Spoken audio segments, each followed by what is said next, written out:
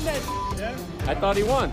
Oh, Manny won 7-5. That was clearly a Manny win. That wasn't Pacquiao. That wasn't bad. The way Manny looked, I think there's a lot of people want to see Manny back again. Oh, he looked scared as bro.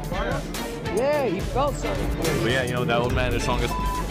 Thing left to prove, and yet he wants to continue to not only inspire but prove to everyone and himself that he still has what it takes nearly a quarter of a century into his professional career at the best weight class in the sport. No matter if you beat Barrios, then I'm still Rolly Pacquiao. It's next for Rolly Romero.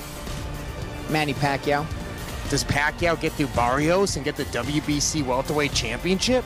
None of that matters. I'll still fight him. What happened to that fight, Rolly? I want a Hall of Famer on my resume. You know, at the age of 40, you become slow and become... And it's kind of a challenge to myself that to prove something. Saying things like Pac-Man is back. All I can say that Pac-Man is back and the journey will continue. At this point of his career, Manny should go out fighting whoever he wants to fight. He deserves it. Yeah. He'll be a world champion for a long time. He's going to get some more champions. He'll get them all. He'll fight the biggest. I hear they want me to fight Pacquiao next. Make some noise. Oh. I'm not predicting the fight, but I will do my best to do the same with my last fight. What you really meant to say, man, that's a shit. He gonna really this boy up. I mean, send him back to the hood, knock him the out, change his life. He gonna see about 6 different Pacquiao in the ring that night. I can't write Manny completely off because he's Brady-esque to me. It's like what I said about Tom Brady falling off the cliff. I do think Tom Brady's in decline. But when you're falling from here, boy, you got a lot of room. So Pacquiao is falling from such heights that he's still better than most. He's a tall, lean guy, but he fights like a shorter guy, and he's there to be. To watch a 40-year-old man be victorious in that ring on that night, he is inspiration to many, including myself. I'm inspired right now. I'm just inspired to beat him up. One of the great performances in the history of not only this sport, but all of sport. Next for Rolly Romero. Manny Pacquiao.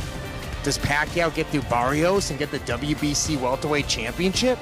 None of that matters. I'll still fight him. What happened to that fight, Rolly? I want a Hall of Famer on my resume. I don't pick my opponent. I don't, you know, I fight them all.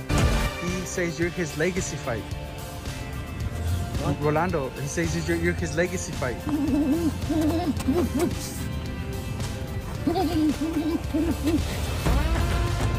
In terms of that fight, I don't hate it. I think the buildup will be great. Mario wasn't the most marketable guy in terms of doing interviews and selling the fight, but Rollies, dude, that guy can sell.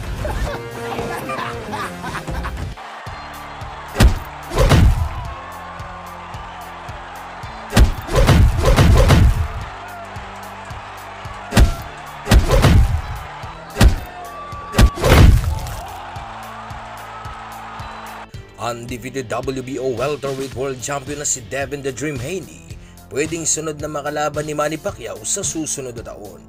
Pagkatapos nga pong manalo nitong si Devin Haney dito sa kanyang nagdaan na laban, na kung saan po'y nagawang manalo nitong si Haney at makuha ang WBO welterweight world title belt dito sa kamay ni Brian Norman Jr., ay kaya naman po isa na itong si Devin Haney sa mga sinisilip na pwedeng makalaban po ng ating pambansang kamao at 8th Division World Champion na si Manny Pacquiao sa hinarap. Lalo pa po at itong si Pacquiao ay nasa top contender sa WBO welterweight world title belt na hawak-hawak ngayon itong si Haney. Si Devin Haney ay isa po sa mga disipulong boksingero nitong si Floyd Mayweather Jr.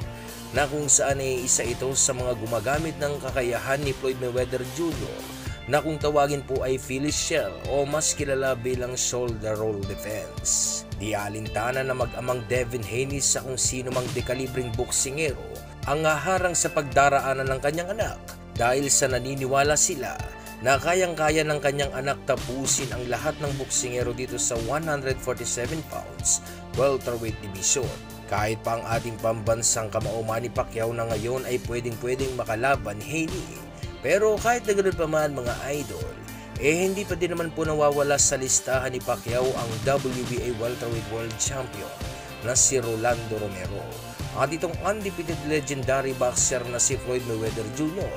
Pero para sa akin po kasi mga idol ay si Devin Haney at Rolando Romero lang po talaga itong pwedeng makadagdag sa legasiya ni Pacquiao dahil sa kung matatalo po ni Pacquiao ang isa sa dalawang kampiyon na ito, ay mabubura po nitong si Pacquiao ang legasiya na kanyang naitala at ito ay ang pagiging the oldest welterweight world champion at makagabangan ng isang undefeated na kampiyon bago tuluyang bitawan ang kanyang mga gloves. Ngayon mga idol, ano sa tingin nyo? Sino kaya ang pwedeng makalaban ni Pacquiao sa kanyang pagbabalik sa boxing? Si Devin Haney ba? Si Rolando Romero o ang mailap na si Floyd Mayweather Jr.? At bago po natin masaksihan ang pagbabalik na laban nitong si Pacquiao, ay may ihahain mo na po ko na laban sa inyo. At ito na nga po, ay ang kauna-unahang pagdedepensa ni Pacquiao sa kanyang titulo na kung saan ay ang kanya pong nakalaban ay itong si Jorge Julio. Sa round 1 pa lamang mga idol, ay maaga pong bumabato ng madidiin at kaliwang suntok itong si Pacquiao. Gusto agad itong si Pacquiao na makuha ang face ng kanilang laban sa pamamagitan ng maagang pagbabato ng malakas na suntok. Lumalagitik po sa katawan nitong si Jorge ang lakas ng bawat patama ng mga suntok nitong si Pacquiao na naging dahilan mga idol kung bakit napunta kay Pacquiao ang round 1 ng laban. Well, I can't imagine anyone fouling me when I was fighting that. Just trying to get Pacquiao ready to be more protected this time, perhaps. Freddie says he would like for Pacquiao to learn the fouls yesterday. I wouldn't be surprised if Julio tries to do the same doggone thing. Thoroughly, and I think Pacquiao has already gotten some of Julio's left-hand counter. That many times me not like you've won back, so this must be a real good kid. Big left hand by Pacquiao. Maybe biting off something more than you can chew, but Julio has a lot of knowledge and a lot of craft. When you come up to 122 from 118 and you get to Manny Pacquiao in your third... Julio has got a concerned look on his face. Sometimes the first couple of punches might rock you, but then you taste the power and sort of get used to it, right, Bobby? Well, you know, there are times I counter by a nice left-hand counter by Julio. Oh, big left hand by Pacquiao. You can see what a big hitter Pacquiao wants to be. Throws every punch with the grip. So much more. Pacquiao with a body shot after missing with the wild. But if you get caught one of those and you're not looking, I'll tell you what, your legs come right out from under you. When they catch you looking, boy. And there's a low blow. So already an elbow and a low. Pacquiao. Go ahead. Go ahead. Aggressive intentions. Julio, a little bit more of a change-up artist, and holding his own now. Punch that hard as Pacquiao is. Takes a lot of energy to start those punches. Oh, that's a huge left-hand shot. And the right-hand shot. Don't fall down, Manny. As I was saying, you be the case.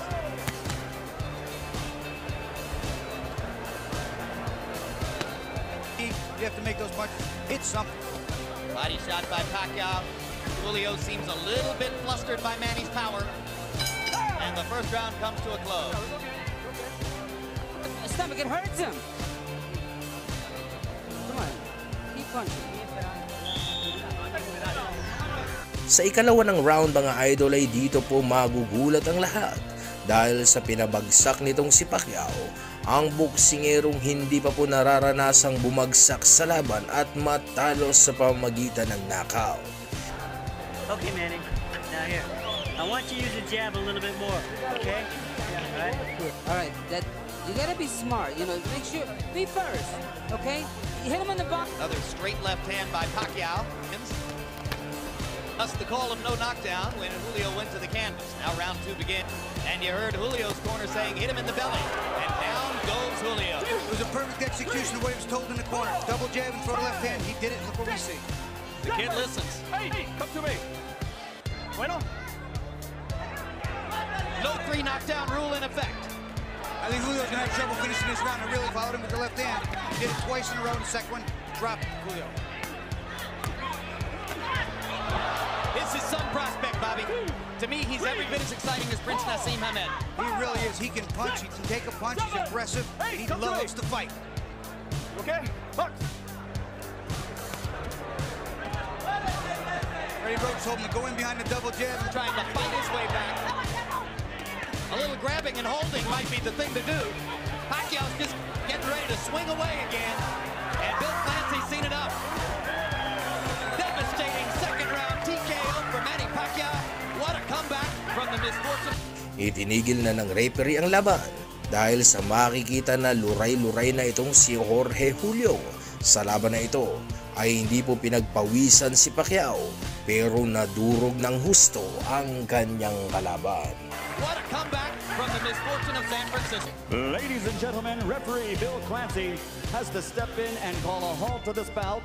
The official time, 1 minute, 9 seconds of round number 2. The winner by TKO victory and still the IBF Junior Featherweight Champion of the world, Manny the Destroyer Pacquiao.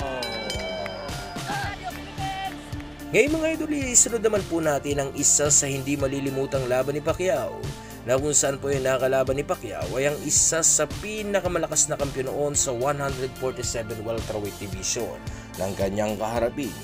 Ang mas bata noong kampiyon at may hawak ng WBO o World Boxing Organization welterweight world title belt na si Jesse Vargas.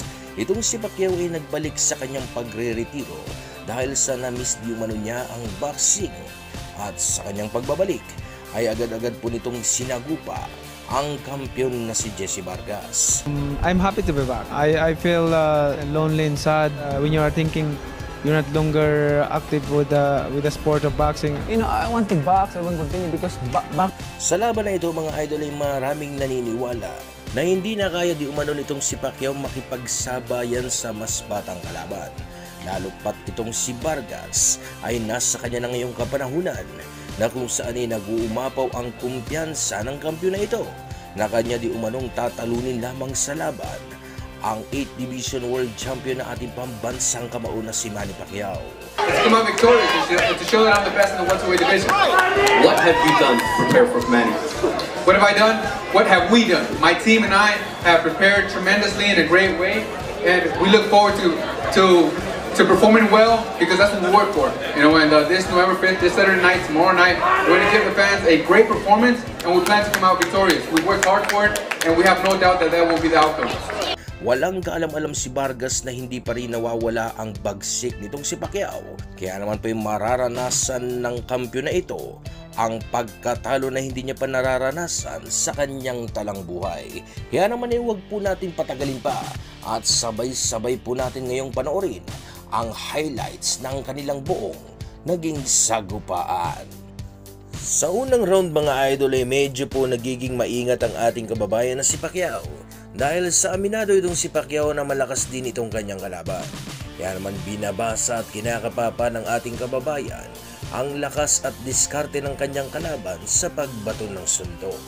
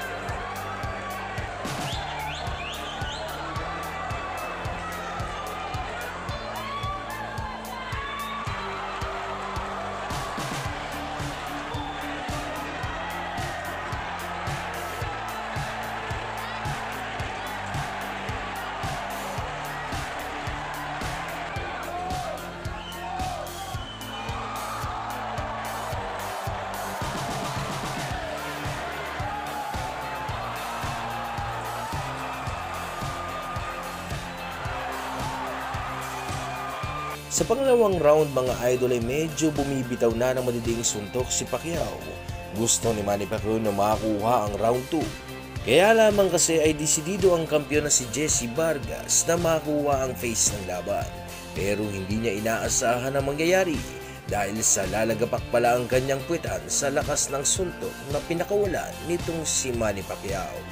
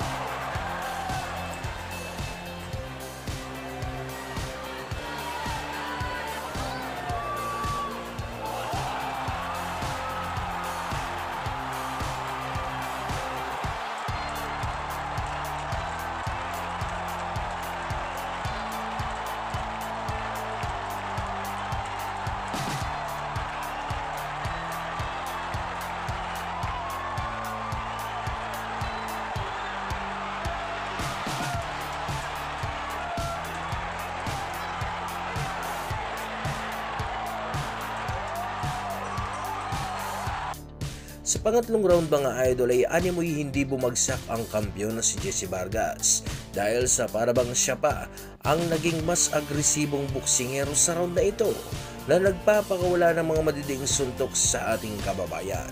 Di naman inaayaan ni Pacquiao na mangyari ito. Kaya naman malalakas na suntok din po ang pinakawala ni Pacquiao kung saan nga ay nagsimula ng maglaro ang ating kababayan.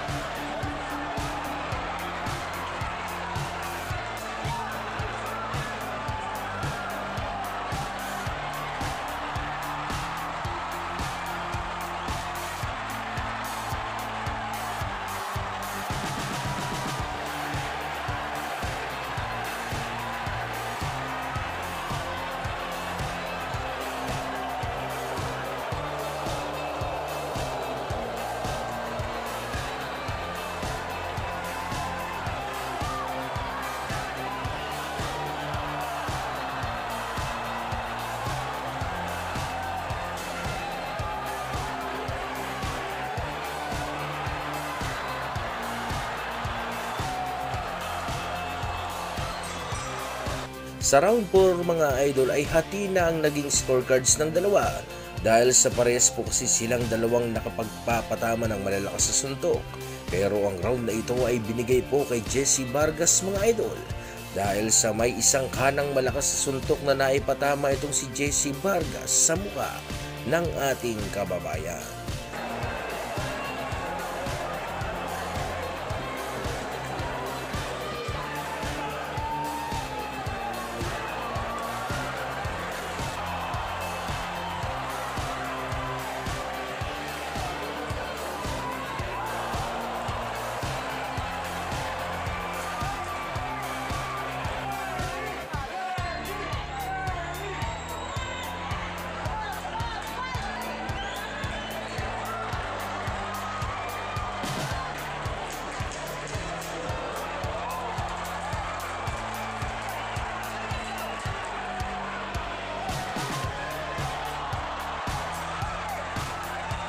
Sa round 5 mga idol ay punong-puno na ng aksyon ng laban na kung saan nga po ay nakikipagbunuan na si Pacquiao sa kanyang kalaban. Hindi naman basta-basta nagpapadaig itong si Jesse Vargas dahil sa agad-agad po kasi itong bumabato ng maraming suntok sa tuwing pumapasok na sa kanyang depensa ang ating kababayan.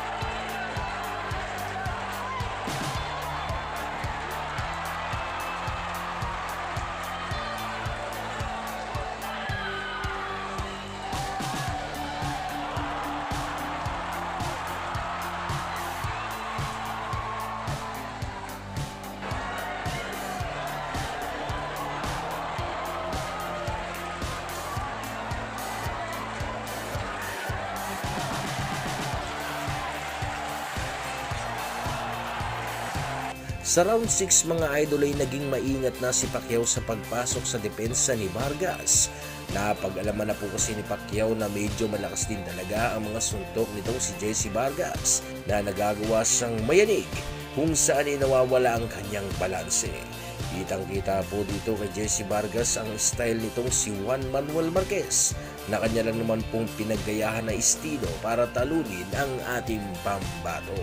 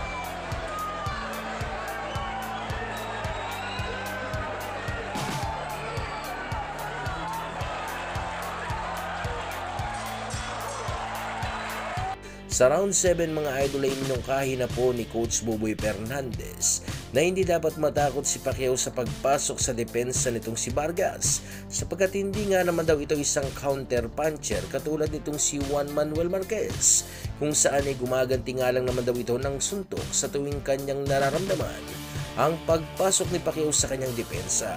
Kaya naman ay nagsimula muli ang bagyo mula sa ating pambansang kamao.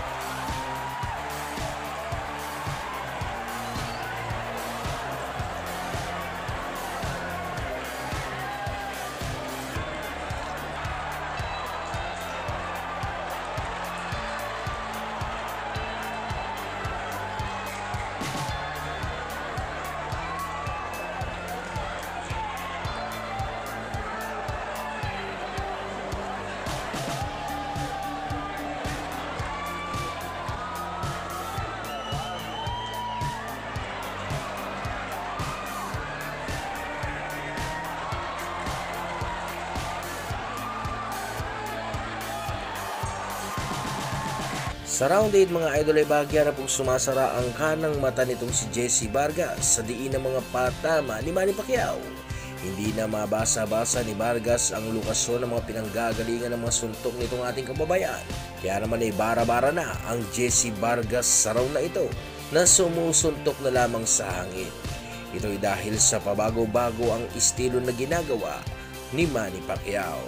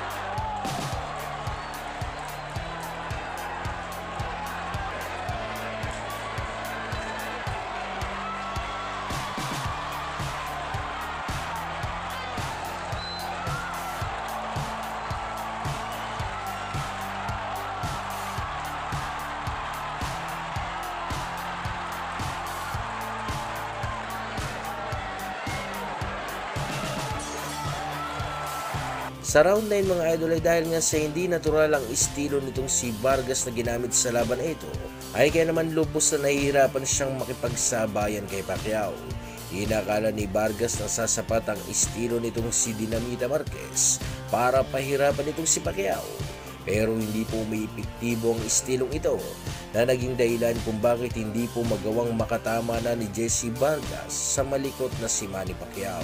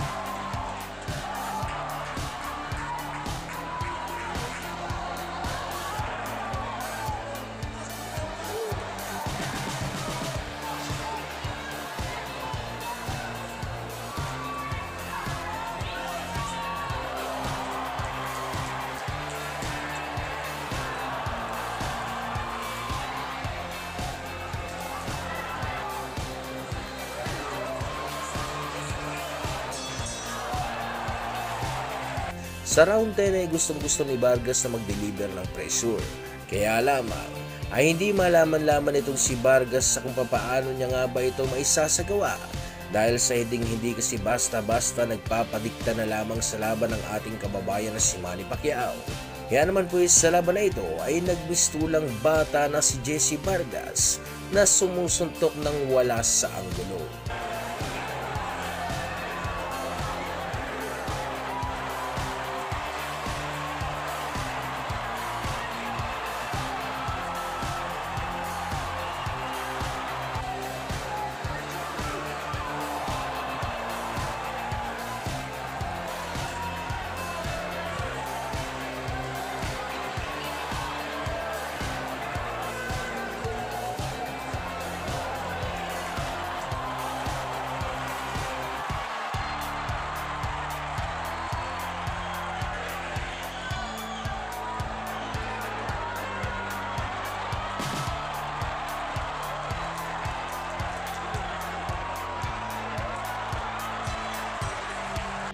Sa round 11 mga idol ay hindi na alam ni Jesse Vargas sa kung paano niya nga ba pupuruhan itong si Pacquiao. Makikita po sa naging laban na ito mga idol ang agwat ng ganilang mga kakayahan na kung saan ay mas napupuruhan ni Pacquiao ang mas batang kampiyon na si Jesse Vargas.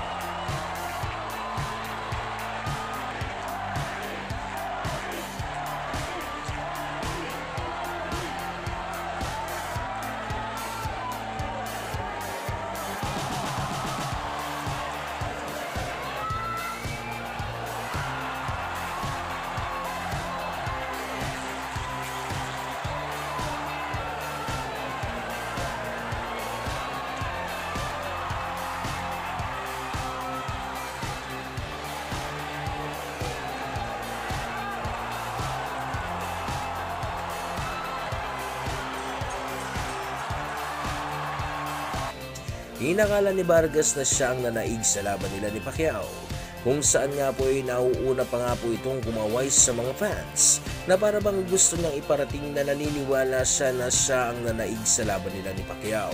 Pero katulad niya ng inaasahan mga idol, ay dahil nga sa mas maraming naipatamang malalakas na suntok itong si Pacquiao, ay kaya naman siya ang nanaig sa laban at nag-uwi ng WBO Welterweight World Title Belt.